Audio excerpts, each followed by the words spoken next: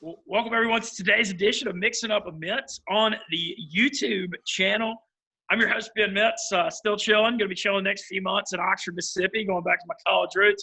Martin Black, our co-host and producer, holding down the fort in Shreveport. And Martin, happy 29th birthday, bud. How are you? Thanks, man. Good.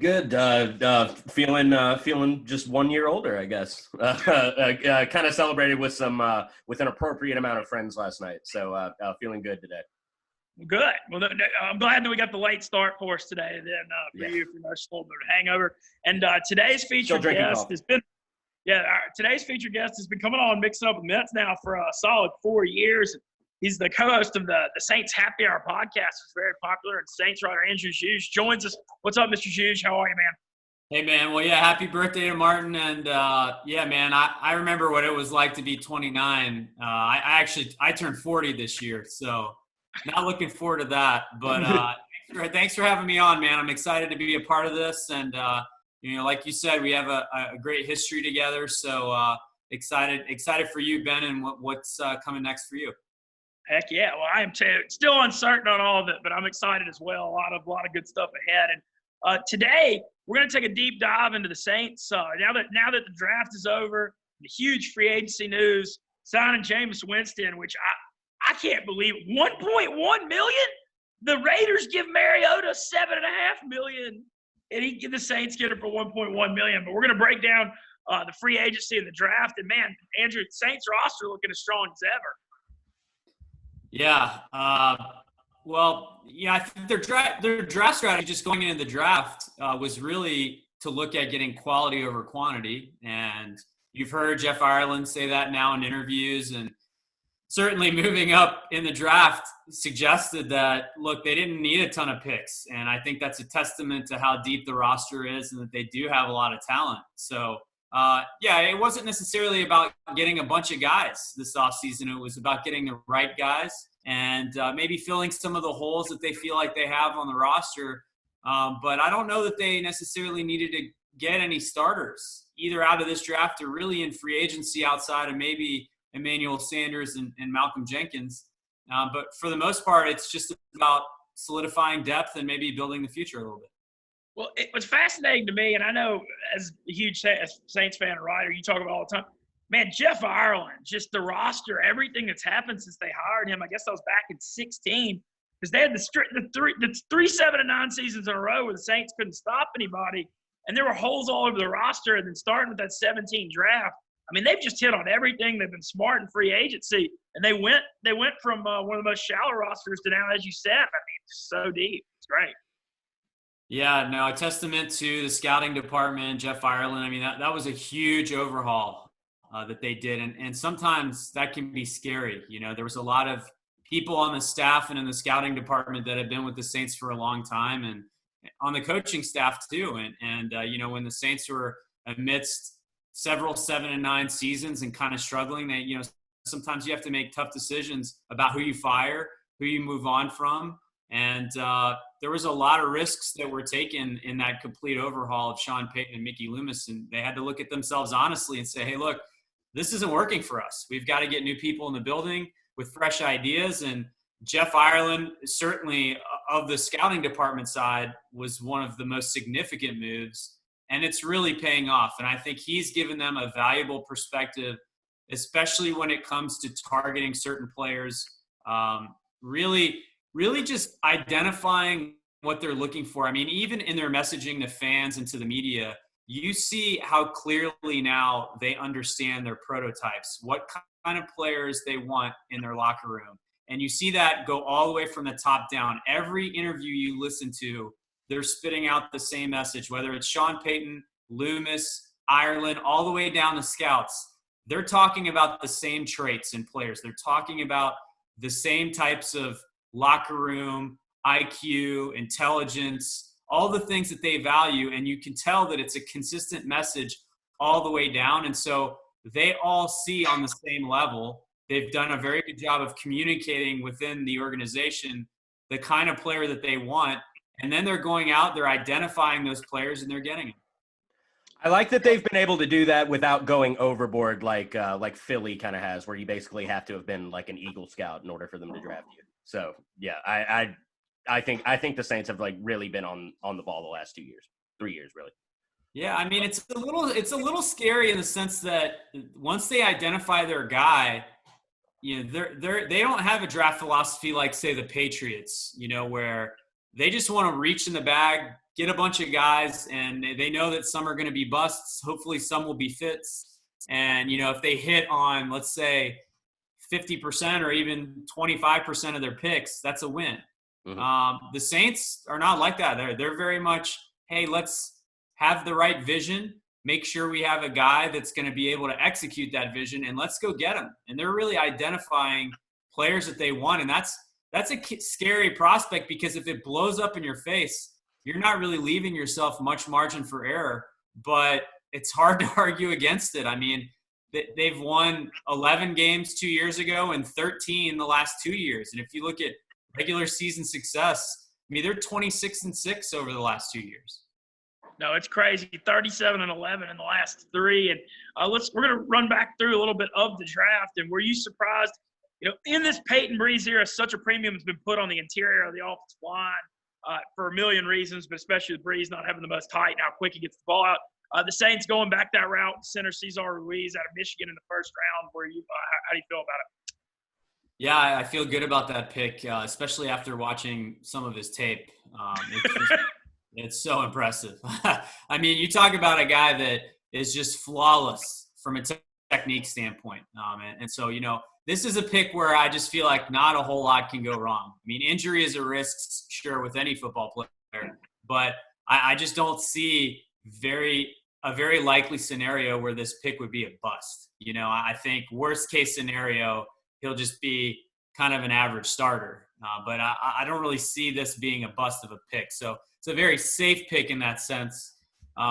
You know, a lot of people are saying linebacker and receiver in the first round, and I'll humble brag a little bit in saying that I really thought offensive line was a place they would look. And so I did call that on the podcast leading up to the draft, but where I'm kicking myself, and I think I missed the boat, is I was really thinking more of a tackle that had positional flexibility to go to guard. And so I was looking at guys like Austin Jackson, Josh Jones, you know, that was the kind of player I was thinking where, you know, if something happens to Armstead, you have a guy that can kick out the tackle, but can also compete maybe at right guard with Larry Warford and can kind of move around.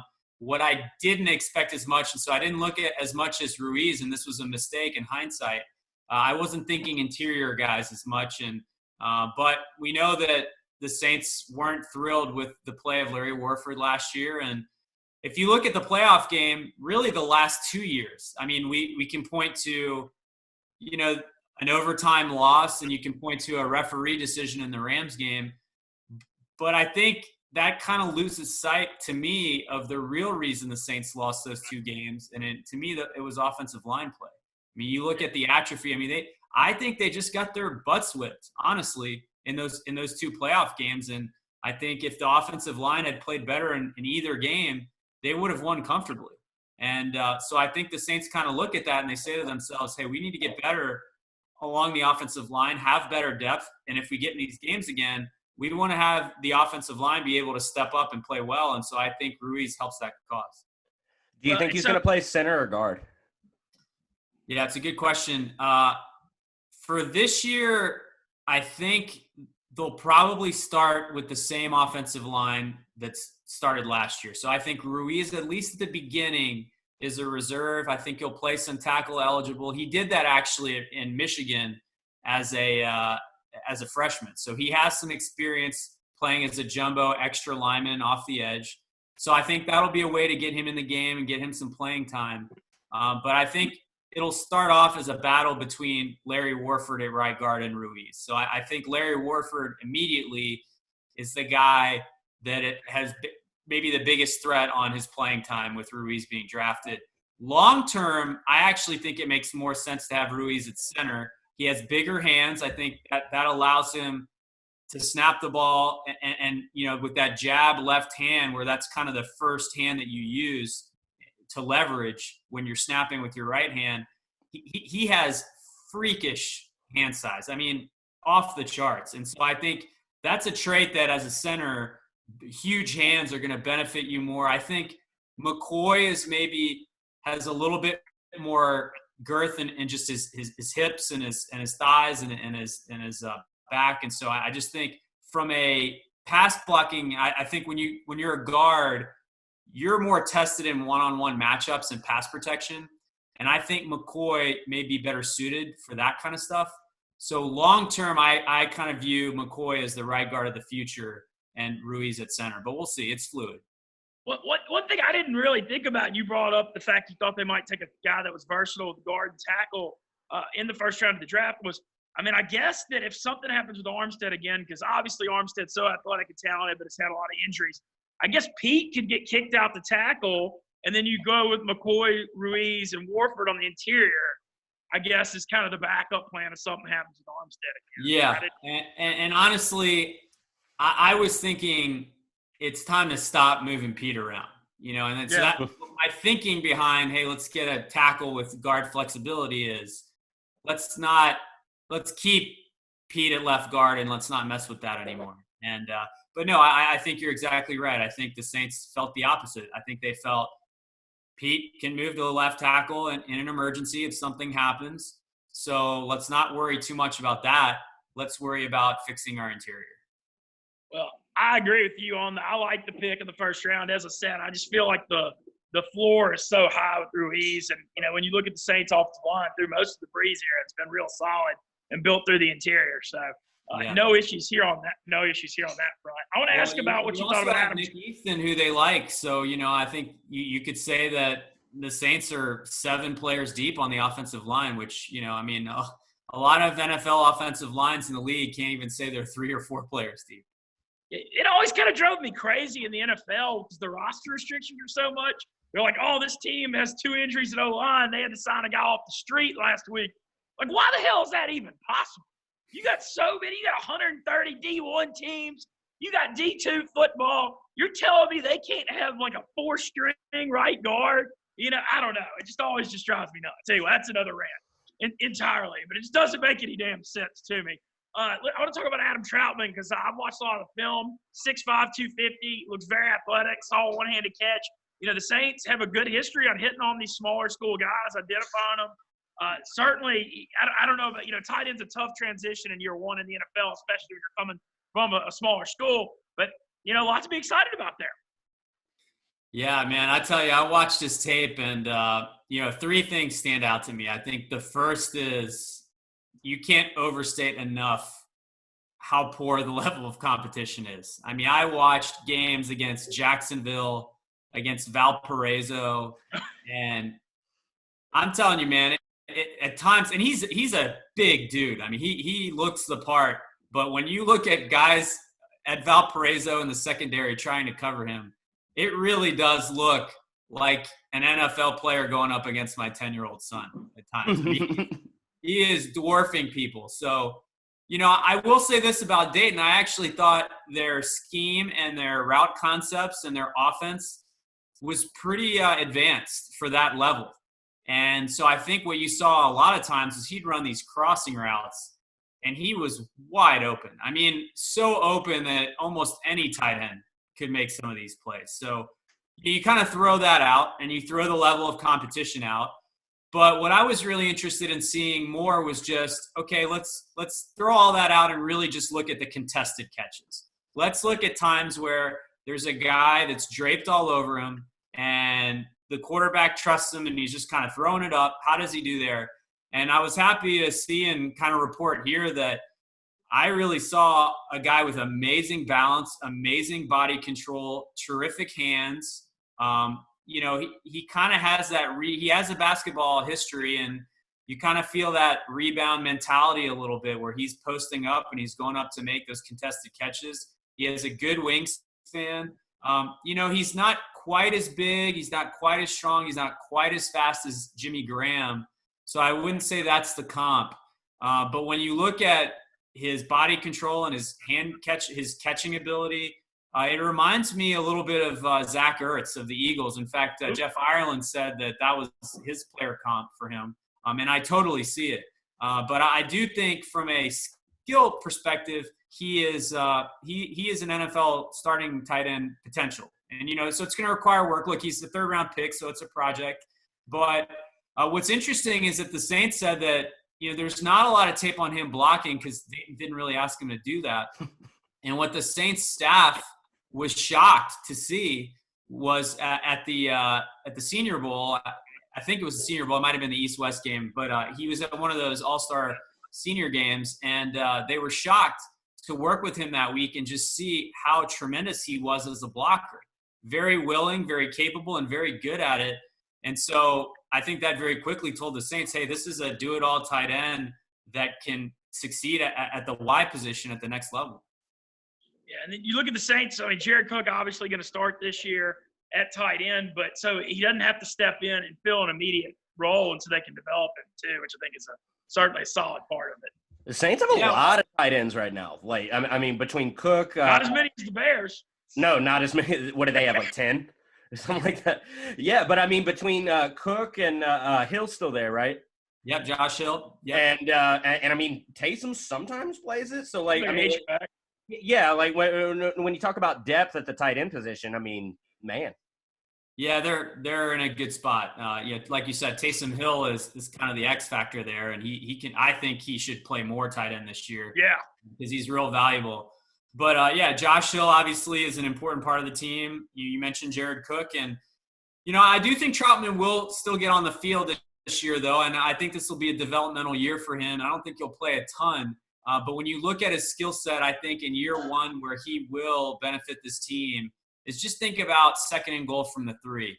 And I do think in the red zone, he gives you, and again, it goes back to his balance, his ability to high point a ball, his athleticism. And I just think when you get in the red zone and you need a big body, try to get a mismatch where you get a smaller corner or maybe a linebacker that can't run with him or maybe a safety. And I just think he's going to help efficiency in the red zone where you get a favorable matchup there, and that's a touchdown instead of settling for a field goal maybe. So I do think he'll help the offense right away in some small red zone packages. Also, let's talk about Zach Vaughn, I guess I hope I said it right, the Wisconsin linebacker who Sean Payton said the Saints were in love with, tried to trade up in the 2nd round to get him. Teams wouldn't take the trade. They end up trading up. He was the linebacker they wanted, and he sounds like, he comes off a Wisconsin defensive unit that's been very successful, coached by former NFL safety Jim Leonard. Sounds very versatile, and a guy that's going to step in and play pretty immediately. Yeah, linebacker is an interesting position for the Saints in that, obviously, first of all, you're playing a lot of nickel. So really most of the time you have 2 on the field at most. But you have 3 guys that I think the Saints like in Demario Davis, Alex Anzalone, and then you have Kiko Alonso. But Alonso and Anzalone both coming off a season on IR. And Alonso specifically, I mean, he tore his ACL right at the end of the season.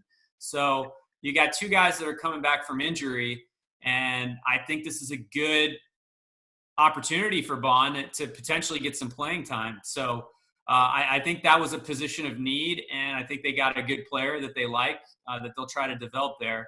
What's interesting about Bond, if you watch his college tape, is he was like the Pat Swilling, especially you see that 56 number, but he was kind of like the Pat Swilling of Wisconsin, and they were rushing him off the edge, maybe like a 3-4 outside linebacker, but he was really mostly a pass rusher there. So you see all the skills and you think it translates to linebacker, and the vision for the Saints is to play them, they've said it, Will or Sam. But I do think there's going to be an acclimation period because the Saints are going to ask him to play a different position. He really was just a pass rusher at Wisconsin. But again, you see all the skill sets, and from a weight, height, speed, all the prototypes are there at linebacker. I mean, same size as Alonso and Anzalone, and his 40 time was similar to AJ Klein and Anzalone, and his height and weight. I mean, he fits the prototype at linebacker. I guess my only concern there, and it kind of goes back to Troutman, it's a little bit of a project, is when you switch positions to linebacker, you're going to be tested a lot more in coverage. And so, how is he going to deal with play action? How is his read and diagnose? Those are things that he's going to have to do a lot more than he did in college. That may take a little time, but he's a very skillful player. I'm curious, how worried are you about Mike Nolan leaving the Saints to be the Cowboys' new defensive coordinator? Thought he did a phenomenal job at linebackers coach the last few years. Yeah, position coaches are underrated, Ben. It's one of those things where it's kind of the coordinators and the head coach that get all the glory. And a lot of times you don't think about how's this position guy doing. But, I mean, I would point to Eric and Glenn in the secondary. And you look at the development of, all the guys really in the secondary. But certainly Marcus Williams and Lattimore, have gotten better and better. And so I just think when you look at this top to bottom, I think losing a guy like that is significant.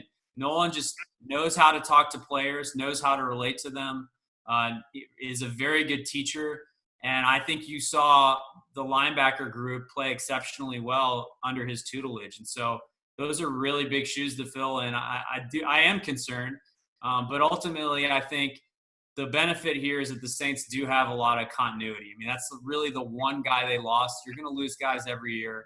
And that's really it. So I think coaching staff, scouting department, the Saints have been unbelievably stable for a 13-3 team. And I think in a time like this where, I think continuity is at a premium, I think you actually maybe get rewarded for continuity because you're not going to have OTAs. You're not going to have a lot of stuff. And think about how hard that's going to be on new head coaches and rookies, and the Saints don't have a lot of rookies. I'm glad you're bringing this up because this is going to be gambling theory stuff first few weeks. No, it's good logic, though. All these rookies and new coaches are going to go against them even more at the beginning. Yeah, I mean, even veterans. I mean, you look at Tom Brady, and, I'm sure he's glad to have Gronk, but he's going to a new offense, a new system, and I know he is huge on taking the amount of time necessary to prepare. And how uncomfortable do you think it makes him that he can't be with Godwin and Mike Evans? I mean, as good as those guys are, I know that this is not ideal for Tom Brady, even the best. So now, work your way down and think about some of these other players, some of these rookies whose heads are swimming. Burrow to Cincy. Yeah, it's a tough ask. So are you predicting a failure in Tampa Bay this season? Yes. Yes? Ooh. Okay. All right, that's juicy. I think that not too dissimilar from the Browns last year. I think a lot of people are ready to crown Tampa. They're ready to put them in the Super Bowl, and we're still talking about the Tampa Bay Buccaneers. Okay, let's remind everyone. It's like last year what I told people. Let's remember that this is the Cleveland Browns, and this is Tampa. So, yes, I think they'll be better, but am I ready to crown them and give them the NFC South? Absolutely not. No, it is similar to Cleveland, I think. My question on it is, what's success? Because it seems like it's Super Bowl or bust when you bring in Brady at this age, Arians. And I love Brady and Arians, but, I think they're going to be around 9-7 fighting for a wild card behind the Saints. So I don't know if that's considered like a bust. I think they're going to be in the playoff picture. I don't think they come in and go 12-4 by any means. Yeah. So I don't know. It just depends on what you define. But Tom Brady and Bruce Arians damn sure aren't Mayfield and Freddie Kitchens. So I think the media would think that that's a bust. I think proper perspective, if you're a Tampa Bay fan, is you should be happy with competing for a playoff spot. That would be a big improvement on where they've been. So that's that. Start there, but I can going back to my point. I feel like Atlanta has had continuity. And so they finished the year really strong too. They were 1-7, ended up 7-9, and they had the road wins in New Orleans and in San Francisco. That's right. Yeah. So I think while everyone's talking about Teddy in Carolina, and that's a story to watch with all the regime change there, and certainly Tom Brady going to Tampa and Gronk coming too. So those are big storylines. But I actually wouldn't be surprised to see Atlanta being a more dangerous competitor to the Saints. No, I think that does make a lot of sense. Well, let's talk about some of the free agency stuff first. Jameis Winston. I'm not shocked that he came to the Saints, but I thought he was going to go to Pittsburgh because of Big Ben coming off the elbow injury. I thought that was a better path for him getting on the field. And sure. When he signed with the Saints, I was like, oh, this is good. Had no idea it was going to be $1.1 million. Marcus Mariota got $7.5 million to back up Carr. in Vegas, and they were the same draft, 1-2, and Mariota can't even throw a forward pass, and he got $6.5 million more. And I just think this is awesome for the Saints. I mean, what a free roll. And look, I'll admit this. Everybody loves to hate on Jameis, and I get it. He's an easy target for the off-field stuff. I have more love for him than most because I had Florida State 33-1 to win the title in 2013. So Jameis, I'm a little more fond of Jameis than most. And to get it for only $1.1 million, maybe I'm buying into the LASIK angle. Maybe he'll finally start seeing those linebackers and throws those passes straight too. But, man, to have as a backup that cheap, I mean, I don't see how there's negative. Did you see what he said yesterday about the LASIK? He said, now I can, read license plates and street signs. And, he had been an NFL quarterback for 6 years.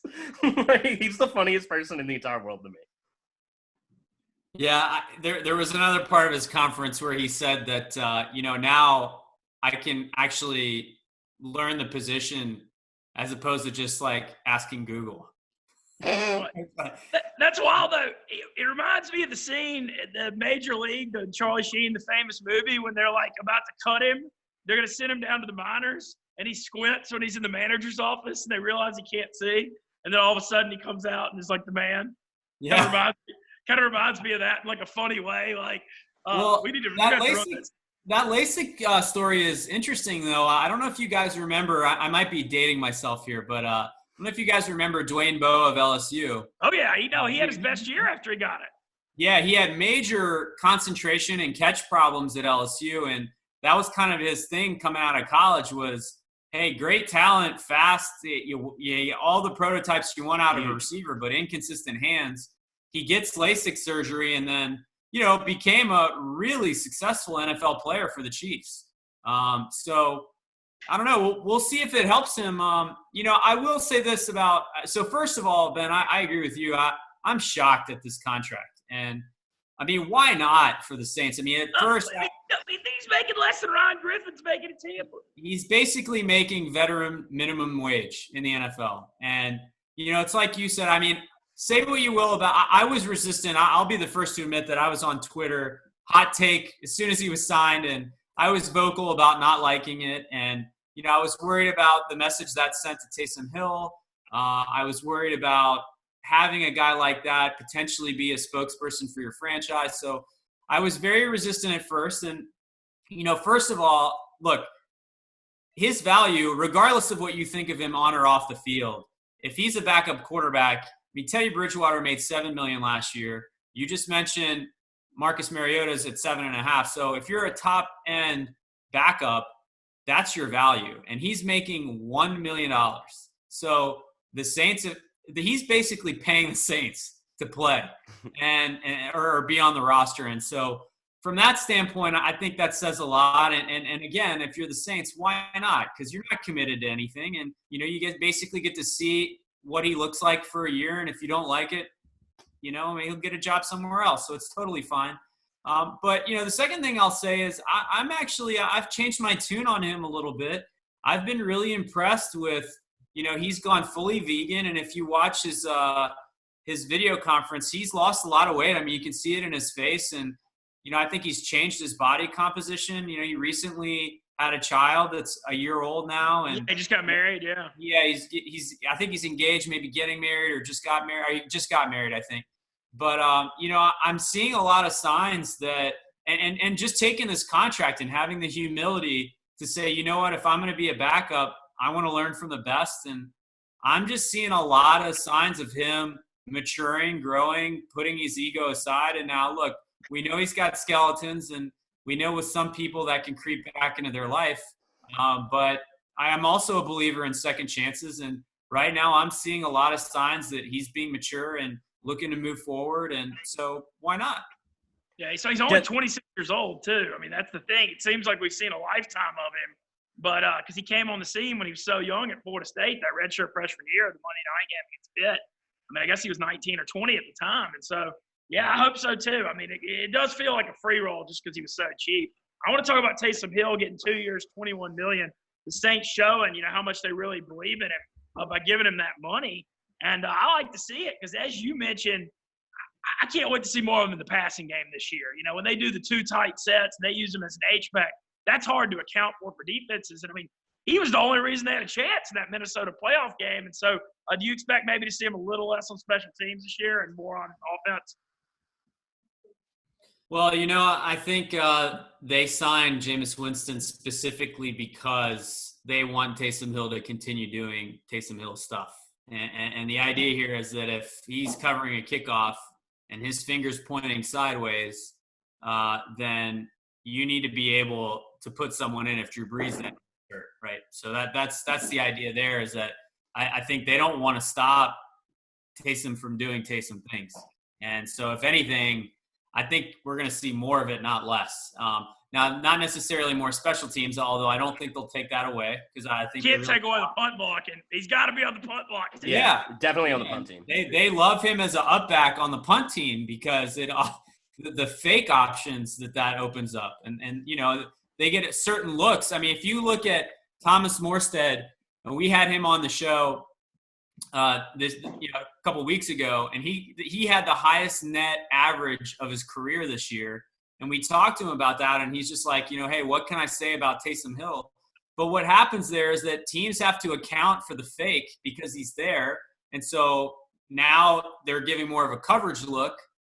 And because of that, it frees the gunners to cover better. And so Thomas Morstead had the best year of his career from a net perspective because he's not giving up returns because teams are terrified of the fake. So, that's great. Yeah. So I think the Saints really value him there. Because there's a lot of hidden yardage gained by him just being on the field, So I think they really value that. And then, but going back to your comment specifically about the playoff game, he really, I think I remember at the time I did math on this, and now I'm doing this from memory, so I apologize. But no worries. I think he accounted, I want to say, for 59% of the offense on like 8 plays in the playoff game, if I'm remembering that correctly. So he touched the ball 8 times between his pass and his runs and his whatever else he did in that game. It was like 59% of the offensive yardage. And so I remember after that game hearing behind closed doors that the Saints really lamented not doubling down and just putting the ball in his hands. And, hey, we lost this game. And when you look at what Taysom Hill did, how could we not have utilized him more, and so I think there's going to be times in important games where if he's the hot hand, I think what you're going to see is, as opposed to him at times just being a decoy or maybe just being like an occasional package guy, that there's going to be times that they're just going to lean on him because I think they really feel like now he's one of the pillars and horses of this team. Did y'all see Did y'all see NFL? It's just so tough, like the 2 tight end sets and everything you can do. Maybe that makes up a little bit for the lack of receiver depth. Yeah. Did y'all see that NFL.com has given him tight end flex status on their fantasy? Yeah, good. Fantasy. God, it was horrible last year not being able to use a tight end. Yeah, I think it's great. Yahoo, if you're listening to this, you better be following suit, seriously. They probably will. My question for you is, do you ever see him starting an NFL game at quarterback ever in his career? I think that's the plan. Yeah, I think right now, and I mean, you look at the contract, the Saints have put their money where their mouth is. I mean, they really have. I mean, from tendering him at a first-round level this year to everything they've said in the media. And now he gets a 2-year, $21 million deal. But if you look at it, he was already slotted for 1 year, 4.6 with the tender. So really, this is adding a year at like, 16, 17 million. And basically, he's going to be a starting quarterback. Yeah, I mean, I think your low-end starting quarterback is maybe making 20 million, so it's a little less than that. But we just talked about backup quarterback money where the highest-paid guys are making 7. So it's way more than that. So maybe it's a little bit in between. But, I think they are basically saying now it's only 1 extra year. So I don't think they've doubled down and committed to 5 years. And they haven't said you're our guy forever yet. But I think they have tentatively said, and the contract that they created speaks to this, that you're our guy. You're our plan of succession for Drew Brees. And so if Brees retires this year, yes, I do expect him to be a starting quarterback in the NFL for the Saints. Where I could see that going south, Martin, is if, let's say let's say Brees gets injured and he plays a couple games and he bombs, right? And then, so I guess the answer to your question would still be yes, because then he would start games in Brees' absence. But if he bombs, and let's play this out, Jameis Winston comes in and tears it up, lights it up. Right. That's a scenario where I think the Saints would start to say, hey, maybe we should commit to Jameis. Maybe he's our guy, and maybe Taysom isn't. But that scenario would have to play out. I think for now, until we see more, the plan is if Brees retires, Taysom is our guy in 2021. Well, the thing with Taysom, I love the skill set and athletic ability. I don't like the fact that he's had like 3 knee surgeries. He's going to be over 30 at that point. So even if he is the guy, they're going to, probably spend some money to have a backup plan in place just in case. But look, I got faith in Sean Payton. You see what I'm not saying Taysom Hill's Lamar Jackson. They're completely different people. But that kind of a unique, dynamic skill set at quarterback with as innovative as Payton is, got to give him the benefit of the doubt, I would think. Yeah, I know, Martin, I know where you're coming from with your question, and I agree with both of you. We still need to see it. I think the Saints need to see it. We need to see him throw the football more. I think everything is there for Taysom Hill when you talk about the power, the speed, the moxie, the leadership qualities, how people feel about him in the locker room. I'm talking about his teammates. He checks every single box except for can he be consistent throwing the football? That's the one question mark left in my mind, and I think we just need to see more of it. Now, he got better every year at BYU, and I think he threw the ball pretty well there. But that was a long time ago. I'd like to think he's better than that now. But I think that's the last remaining frontier. And I think if he can prove that he's capable of doing that, I will point out, Joe Burrow, there was a big thing made up about his hand size this offseason, and Taysom Hill has smaller hands than Burrow. So I think from an accuracy point of view, that maybe that's a question mark. Does that affect his throwing ability? Yeah, Colin Cowherd won't like that. Yeah. Well, not that. Oh no. How can we live? Colin Cowherd's not happy. All right. Well, going into this year, I want to talk about the Emmanuel Sanders signing because, I was jumping. I was calling for the Sanders thing. The Saints tried to trade for him at the deadline last year. The Niners offered 2 picks, ended up outbidding him. But I think he fits as a number 2 receiver perfectly in the Saints offense. We all saw the game he had in the Superdome. I like his burst on the dome turf, the way he can run crosses, just a professional route runner. I know he's had a pretty long injury history, but if he can stay healthy, I think could be a phenomenal compliment to Michael Thomas. I love the signing. Well, I really wish you hadn't brought up that performance against the Saints because now I'm going to have trouble sleeping tonight. Yeah, especially the touchdown pass to Mostert. Yeah, thanks for that. Appreciate it. Forgot about that. Yeah.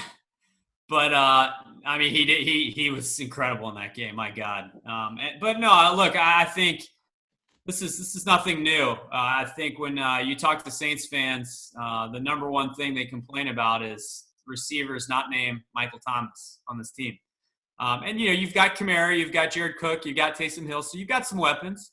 But I think having a guy in the slot that can do what Emmanuel Sanders does, and he brings an element that I think is somewhat similar to what Lance Moore and Willie Snead did for this team. But I would say he's maybe a little bit better than both of those guys. So I think it's a no-brainer. I really do. And I think this is an addition that is going to help this offense tremendously. He doesn't need to be a 100-catch guy. He doesn't need to be an 80-catch guy. If he has 60 catches for 750 yards and 5 touchdowns, that I think makes this offense terrifying on its own. So, I think if he kind of keeps at the same level of production he's been doing, that's really all they need out of him. And so, yeah, it's a no-brainer. And, I kind of – what's interesting? I think about these signings in Malcolm Jenkins and Emmanuel Sanders. And you look at how the Saints have exited the playoffs the last 3 years. 3 walk-off losses, the Hail Mary play in Minnesota, the no call against the Rams, and the overtime loss to the Vikings in the Superdome. And, those are horrific losses. Those are losses that leave scars. And, it wouldn't surprise me when the Saints made these signings of these two players. You look at guys that have been to the Super Bowl multiple times, that have won the Super Bowl. Jenkins has won it with the Saints and the Eagles.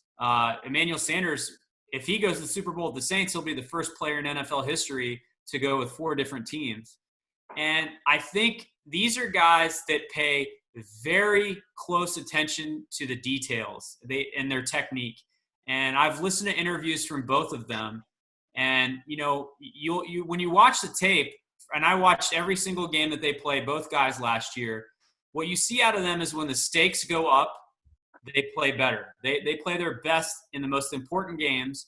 And they were asked about that, and they both gave similar answers, which is, I don't look at it as I need to raise my game. I just hone in and really focus on my technique and the details.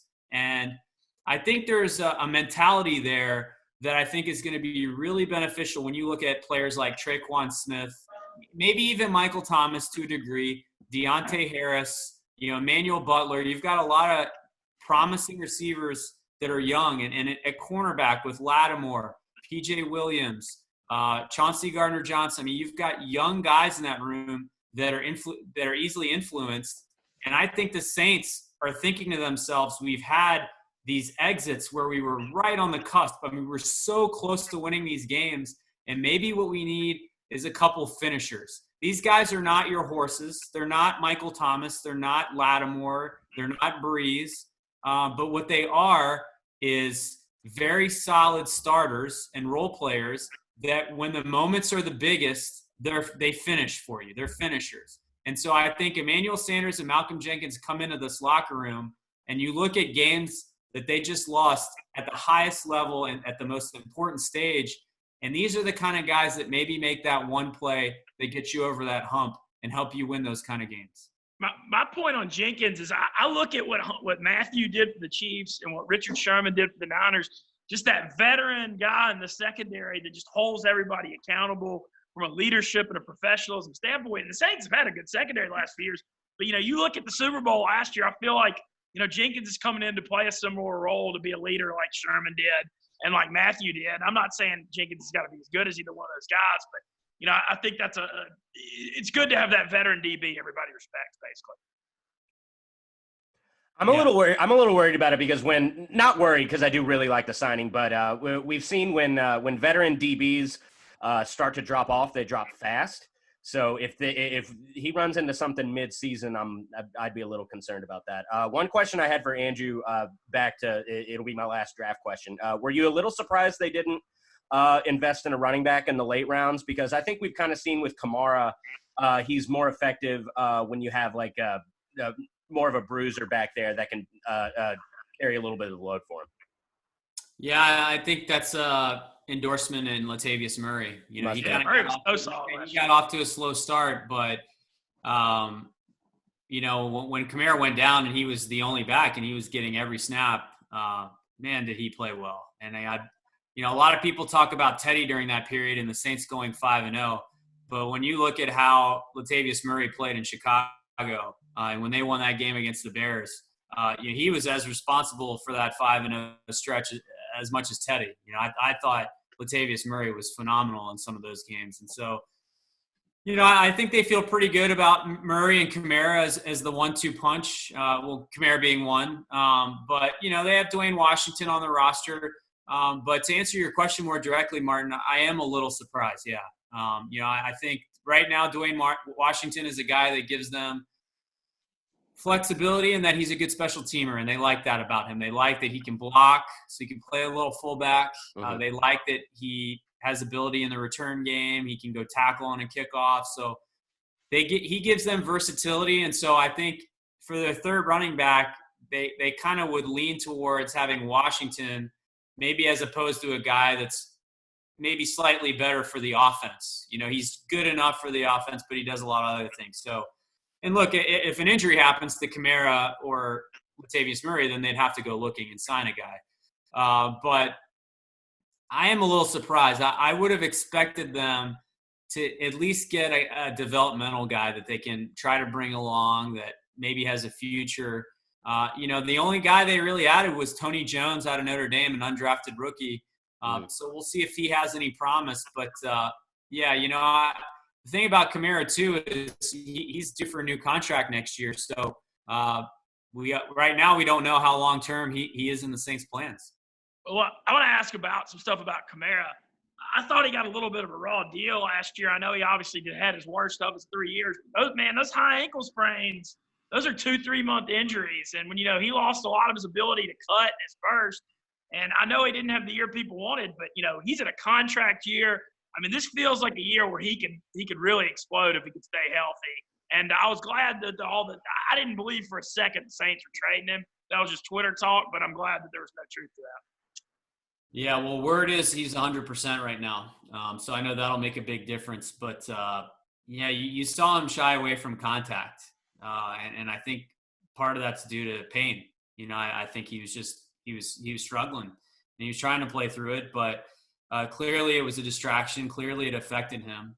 And I don't think he had the year that, maybe we hoped he would have. And, it's too bad. I think you're right that Kamara, when he's 100%, the thing that's so remarkable about him that I always say is you never see the first guy bring him down. He's always breaking that first tackle. And second half of last year, that wasn't happening. That was really, I think, the biggest difference that I noticed is the first guy was bringing him down. And so you just hope that he can rebound and be healthy and have a bounce back year. But he's a very young player. He works extremely hard. I mean, if you watch his workout videos, you just see how ripped he is. I mean, he is committed to his craft. And I would not say that about every Saints player, including some of the best players on the roster. When you look at Michael Thomas, Drew Brees, Cam Jordan, those are three guys that I would single out as clearly committed to their craft, that are not afraid to change their routine, change their body type, go above and beyond in terms of off the field physical commitment to get better every day. And I think Kamara's cut of the same cloth. So I do. There's some guys where I would say if they had a major injury, I'm honestly not sure how they would bounce back based on the work habits that they've demonstrated. I don't put Kamara in that category. Yeah, I'm going to go out on a limb and guess you're referring to the Marshawn Lattimore showing up and treating week 1 and 2 as preseason every year. And then by week 4, getting into game shape. But that's just a guess and just a mere. Hey, man, you said the name. I didn't, but I must be pretty transparent. merely hypothetical. But, hey, I guess different strokes for different folks. Okay, a couple other Saints questions I got. How do you feel like, I thought Sheldon Rankins gave the Saints a lot more than they could have expected last year with him tearing his Achilles in that Eagles playoff game. How are you feeling about him this year? I mean, it feels like he could get back into that top form, hopefully. I hope so. The Saints need him. That's a big question mark for me. To be honest, I don't know that he ever really regained the form he had of the previous year. And so for him to get injured again is that was tough. But I think ultimately, that's a player where you look at, man, if he can go back to what he was, the success of this team, like it skyrockets. The ability for this team to be successful is much higher if he's right. So that's a question mark for me. Yeah, it's tough for Achilles being over 300 pounds. I'm real curious to see what happens to Kevin Durant in the NBA even on that note, because it's just such a tough injury to come back from. Overall, the defensive line has been such a strength of the team with Cam Jordan and then, Marcus Davenport continuing to develop. That's kind of been so impressive the last few years. Even the depth of it they've been able to find has been good. The depth is insane. I don't think it gets talked about enough. I think a lot of people were saying, hey, should the Saints draft defensive line? And I'm like, why would they do that? They're 9, 10 players deep across the line. You've got your 4 starters. Obviously, you've got Cam Jordan and Davenport on the edge, and then Onyemata and Rankins. You also have Malcolm Brown, who's kind of your run stuffer. And so those are kind of your 5 main guys. But then that's not mentioning Trey Hendrickson, who I thought was the defensive MVP in that playoff game against the Vikings. He was awesome in that game. And he's getting better, it seems like, every season. Mario Edwards was an interesting prospect. I thought that gave them some good snaps.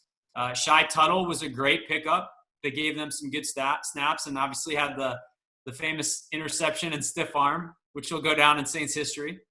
Yes. Carl Granderson is an interesting prospect to me as a pass rusher. And so, I just named 9 guys. And I think that's tremendous depth for the Saints. And, I think they've got a really nice rotation there, which allows them to rotate guys in and out, and then you get less injuries. Yeah. You didn't even mention Noah Spence as well. And what I like about Hendrickson is that he can play both sides. I think he's a very versatile player.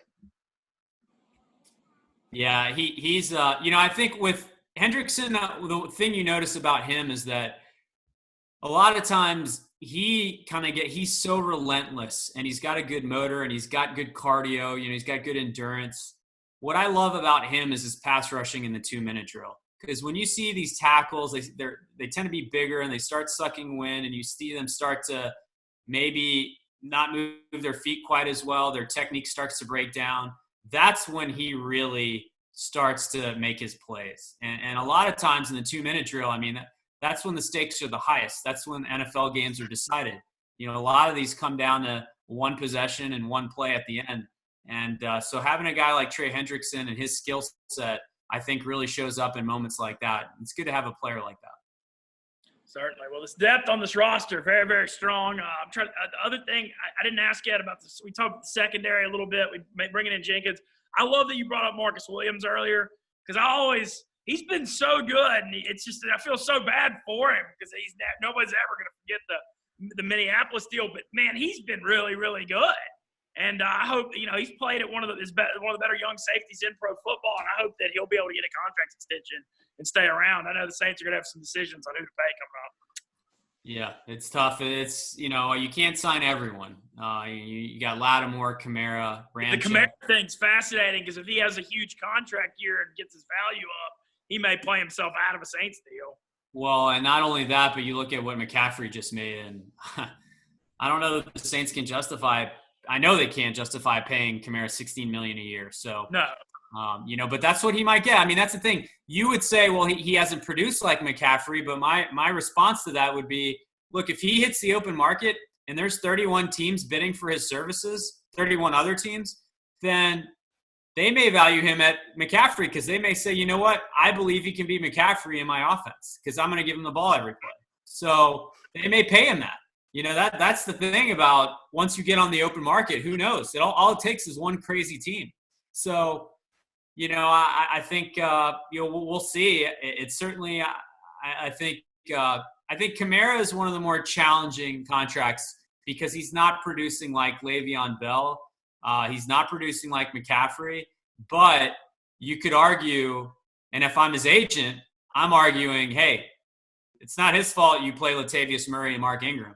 And, if he was getting that amount of touches, maybe he would be producing like that. So, that to me is way more complicated than Michael Thomas, where he's putting up the number. There's no debating. You pay him like he's the best receiver in NFL history, because those are the numbers he's putting up. That's pretty clear cut and dry. So I think it's more difficult. We just had some breaking news. The Chicago Bears agreeing to a 1-year deal with Ted Ginn just hit the wire. Ryan Pace going back the Saints route a little bit there. But so again, finally moving on after a couple of – Are they moving him to tight end, though? That's the real question. Yeah. I don't see how Pace still has a job, to be honest. But, I guess who knows? That Trubisky thing, I don't know how he gets to choose any more quarterbacks after that. But, Martin, you said you have some questions for Andrew about the Saints Happy Hour podcast? Yeah, kind of do. I'm kind of new to it. I see that a lot of your episodes are on Patreon, and you obviously have to have a pretty good audience to get to the point where you can do that, and it makes sense. What was your trajectory from that? Like, when did you start it, and like when did you realize like, oh, this is like becoming a real thing? Yeah, good question. So it really, there's 4 of us that are on the main show. And years ago, we started on SB Nation, Canal Street Chronicles website, and we were the podcast for that. And it really started with a guy named Ralph Malbrough, who's kind of the owner of the podcast and my cohort, if you will. Okay. My business partner, we'll call him. Yeah, Ralph started this kind of from scratch, and very quickly he started it with a friend of mine, Dave Cariello, and so those guys kind of got it started with Kevin Held and then myself. And so the four of us still have an hour-long show that and that's free, so anyone has access to that. And we do an hour-long show on Sunday nights, and so you can find us. We're on all social media platforms. We're on YouTube, and but yeah, Saints Happy Hour Podcast is the name. But then the trajectory from there is, we're really lucky. I think we kind of have a unique voice. I think we try to balance being serious about football, but also incorporating the jokes. I think it helps that Ralph and I have been Saints fans since we were kids. And so we have internal knowledge and historical knowledge of the team that dates back to the 80s. And I think that helps, just with giving the content some historical relevance. And then, from there, we've been doing this, for about 10 years now, for about a decade. And so we've grown our fan base, and I think they've really enjoyed kind of the juxtaposition of, I think a lot of Saints podcasts out there try to do it, but I don't know that they necessarily have the humor. And we don't take ourselves too seriously. And I think that's a big part of what's been successful for us. And, we all play our own roles on the podcast. I tend to be the more X's and O's serious guy. Ralph tends to be just make as many jokes as possible and just be ridiculous. Yeah. And, maybe the other two guys are somewhere in between, but, and so then from there we said, well, hey, why not make this a daily show for patrons? And, we've gotten a lot of support from that. And, that's a credit to our fan base. We don't have a huge fan base, but I'd put them up against anyone in terms of loyalty. And, they've been incredible in supporting us. And so, for $7 a month, you get a daily podcast from us, and we talk all Saints things, and we do it 365 days a year. Well, we don't do it on weekends, but Monday through Friday every week. And it's been a lot of fun, and so I don't see us stopping anytime soon. That's awesome, man. Heck yeah, man. Well, keep building. I love hearing it. You've been able to – I guess you can't play any tennis right now either. I don't understand why. How are the tennis courts closed during the quarantine? That's one of the ones I don't get. It's like the sweat on the tennis balls, maybe? I don't know. Well, I guess it's the tennis balls. My tennis club is actually opening back up courts on Friday, so I haven't played in a month. I'm not a big runner. Like, I don't like going on runs, and so the way that I've done exercise during this quarantine, I played 3 times a week, and that's my cardio. But now I'm doing these T25 workouts at home in my basement, and it's miserable. I am hating life.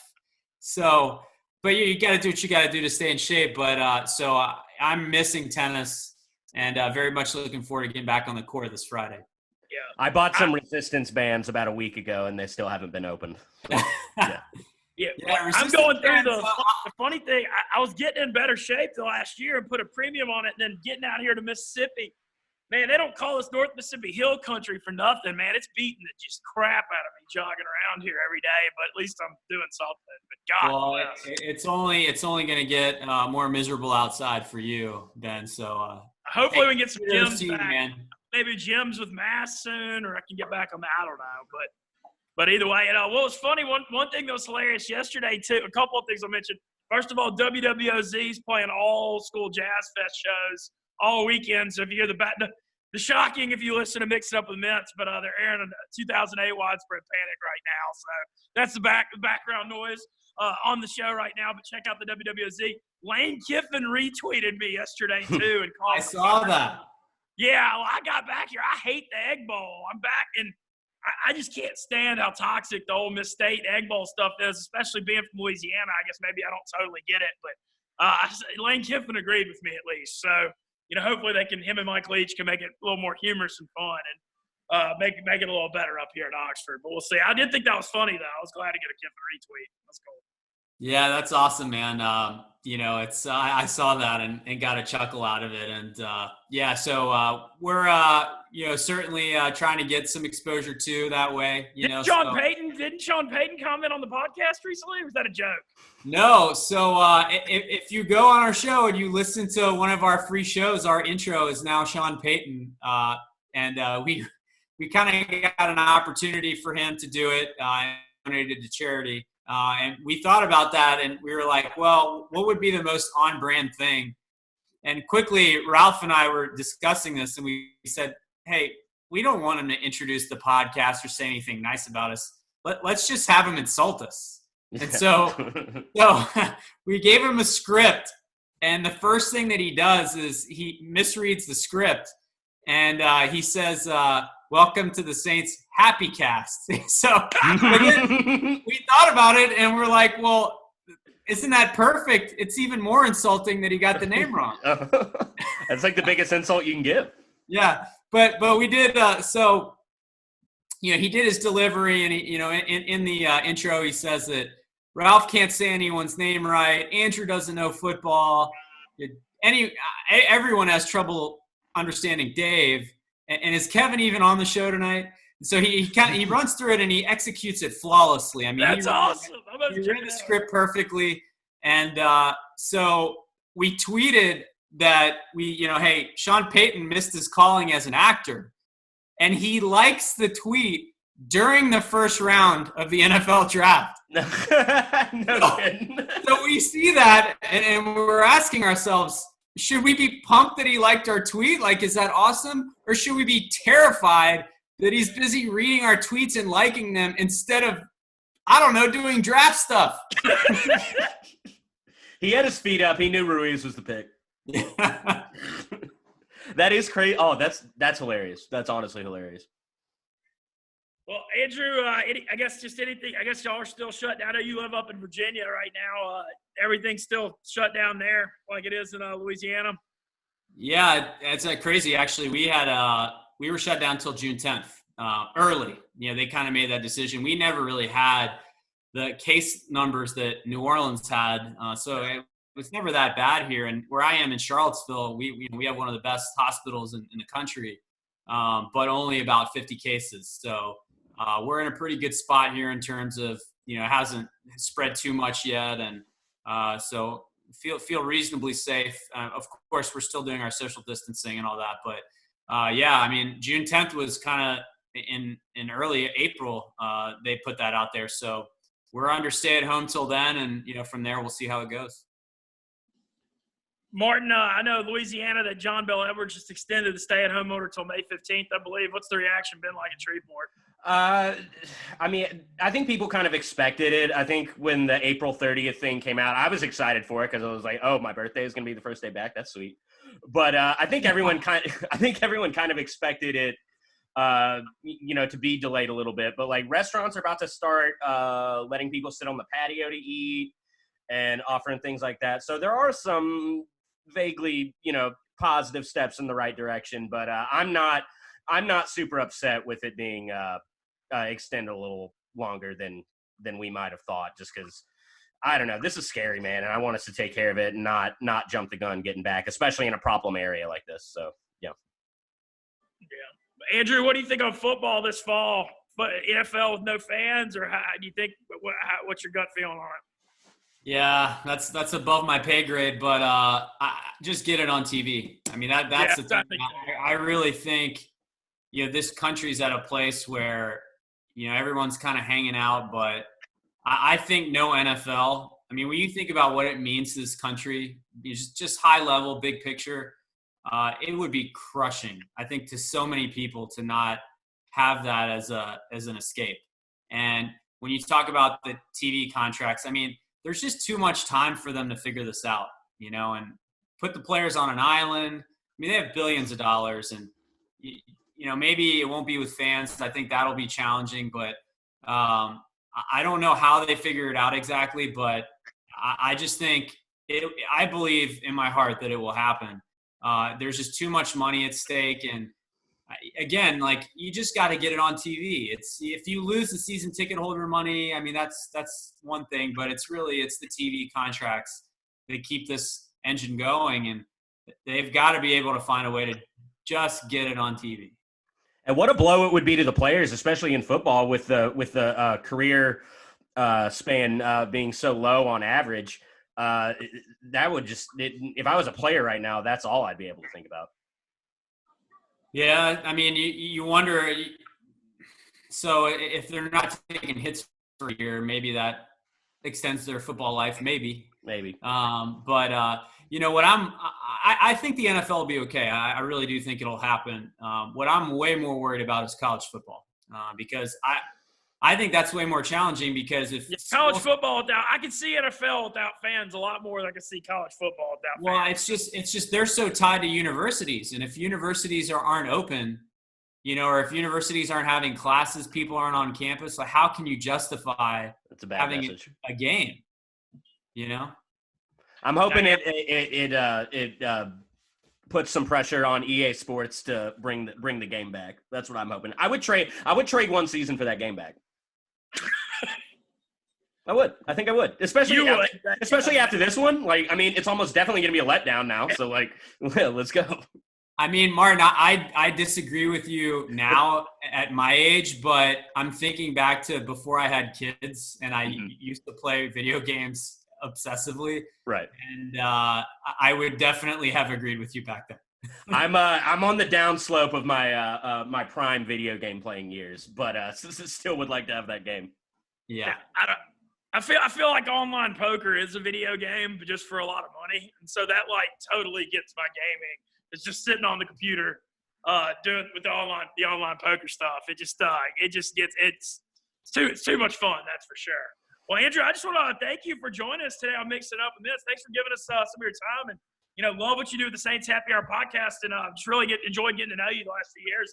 Thank you for contributing to Mix It Up with Mintz, and also Sean Fox's show in North Louisiana as well. Yeah, man. Hey, thanks for having me, and really good to see you, Ben. I'm glad you're back up and running and doing this, because you're one of the best, man, and you deserve to have a show. You deserve to be out there doing your thing. So I know your fans appreciate you doing this, and I hope it grows from here. But, hey, man, anytime. Always happy to come on, and thanks for having me. Thanks again to Andrew Juge of the Saints Happy Hour podcast. You can follow them all over Twitter. Y'all have a great presence on there. Martin, want to wish you a happy 29th birthday again, and keep up. You've been the driving force behind this YouTube thing. I really appreciate it. Let's keep it rolling. Thanks, brother. I appreciate it. All right. Well, tomorrow we're supposed to have Sean Fox on tomorrow. Their radio tower got destroyed in the storm on Tuesday night, so he's tentative for tomorrow, but he's dealing with some stuff with that. Certainly hope for all the best with him in North Louisiana. And thank y'all so much for joining us on Mix Up with Mintz. Appreciate y'all knocking around the zoo on the Thursday afternoon with us.